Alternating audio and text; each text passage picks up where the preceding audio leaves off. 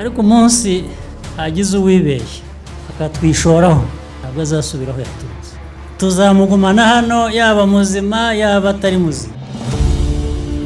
Mu mpera z'ukwezi kwa mbere muri 2025 mu burasirazuba bwa Kongo habereye intambara yari ihuje umutwe wa M23 ndetse na FARDC ifatanyije na FDLR. Icyo gihe rero byabaye ngombwa yuko n'u Rwanda bashaka kurutera barushinja yuko twari gufatanya n'umutwe wa M23. Ibi rero byabaye ngombwa yuko izo ngabo za FARDC na FDLR batangira kugaba ibitero mu Rwanda bakoresheje uburyo bw'ibisasu, cyane cyane mu karere ka Rubavu niho bari bagiye kohereza ibisasu, ariko u Rwanda kabisa rwahise ruseruka n'ibikoresho byabugenewe cyane mu guhagarika ibisasu, ndetse rubereka yuko kabisa ruhambaye. N'ibyo bikoresho rero bakoresheje bahagarika ibyo bisasu nibyo ngira ngo tuganireho uyu munsi wa none. Uhawe ikaze ni kuri Learning Hub TV. Byaba byiza ugeze hano bwa mbere yuko wakora subscribe kugira ngo ujye ukomeza kubana natwe mu zindi video tugenda tubagezaho umunsi ku wundi, ndetse nkomeza no kugushimira cyane wayikoze kabisa. Asante sana.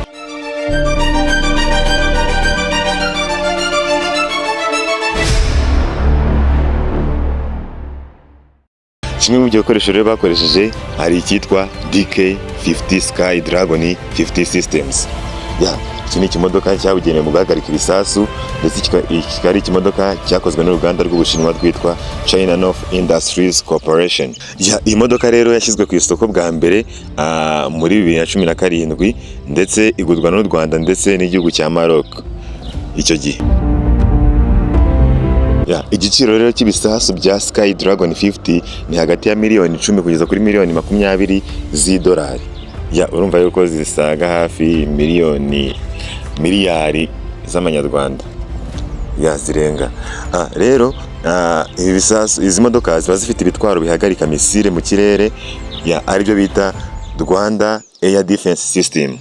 Ubu ni uburyo bwo kurinda nyine ikirere cy'u Rwanda kugira ngo kitinjirwamo n'ibisasu hakoresheje izo misile ziba ziri muri icyo kimodoka, kuko zigenda zigata zihura n'ibyo bisasu biri kuza, kigata kibikubita kikabishwanyaguriza mu kirere, bityo ntibibashe kuba byagera mu Rwanda. Ejo bundi rero tariki ya 27 z'ukwa mbere 2025 izi modoka nibwo zifashishijwe cyane za Dragon 50 zifashishijwe mu gutangira ibisasu byari bivuye mu gihugu cya Kongo, birashwe na FARDC ifatanyije na FDLR, ndetse byari byibasiye cyane cyane mu mujyi wa Rubavu. Izi modoka rero za Sky Dragon 50 zifite imikorere yihariye cyane. Ngiye kubabwira bimwe ishobora kuba yakora. Icya mbere, ibasha guhagarika ibitero by'ibisasu, cyane cyane ibinyuze mu kirere, kuko zikoresha misile zahagarika ibisasu byose binyuze mu kirere. Icya kabiri, iyi modoka ishobora kugaba ibitero ku banzi runaka, kuko urumva ntabwo zihagarika gusa, nazo zishobora kuba zagaba ibitero. Urumva rero abenshi muri twe tuba tuzi yuko yari imodoka yagenewe guhagarika ibisasu gusa. Ahubwo imodoka nyine kuntu yo ikoranye ubuhanga, ifite ibitero byo kugaba, ndetse ifite n'ibindi bitero, ifite misile yagaba n'izindi misile zo guhagarika ibindi bisasu.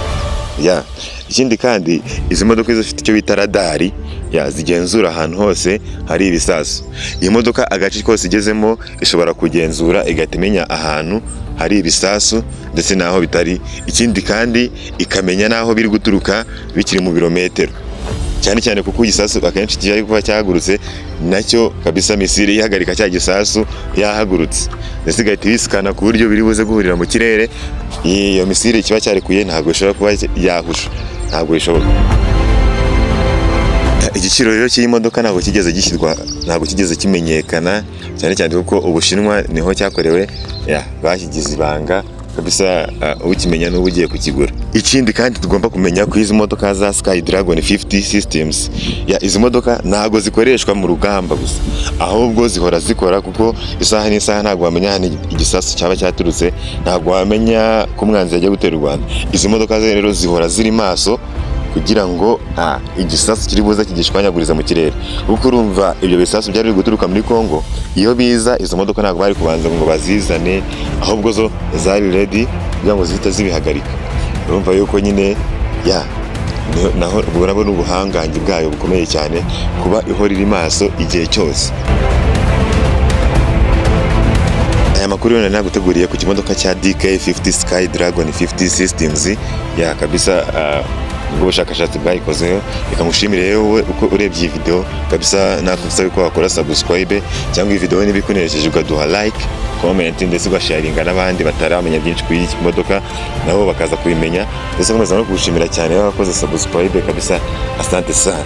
Nongera nakubisa yuko hari icyo ushaka yuko tukugezaho wakwandika muri comment kabisa, twabikoraho kuko iyi channel tugenda tubagezaho ibintu byinshi bitandukanye utaruzi.